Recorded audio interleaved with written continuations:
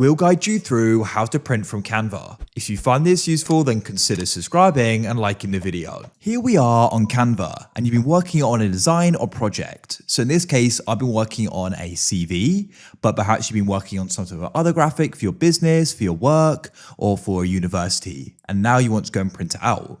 There are different ways you can go about this, so make sure it's this full guide and you can decide what's going to work best for you. But then you can go and end up with a physical copy of it. So to go and get started with this, you want to go and make sure you're finished, because of course, once you've printed it out, you aren't going to be able to go and edit it again without printing it out again. So just remember that, as it is going to be physical. But then what you need to do is go and head to the top right, and you can go and find the share button, which you can then go and click on. Come down to this bottom row and go to the right, and you can find the option for see all and click there. Now scroll all the way down, and in more options, you'll find the option for print with Canva. This is the first way you can go about it. So in this case, you can then go and choose what you want. There are different products.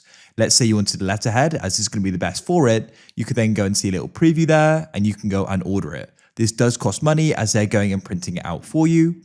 But if you want to go and print it out with the printer you have, then let's just go and press share again in the top right to go and restart the process. Now, from here, what you need to do is come down and you need to go and find the option for download first of all. Then what you need to do is you need to go and find file type, and you need to go and select PDF. In here, you want to go and select PDF print. This is going to be the best for printing, so you can select that. I don't change any of this, and then what you can do is go and press download like so. Go and wait, shortly it's going to go and download onto your computer. You can go and see the progress there like so. Now it's downloaded. You may be able to open it up from your browser. Otherwise, you can go and open up your file explorer and go to your downloads. Now what you can do is you can go and double click on it and it'll go and open up.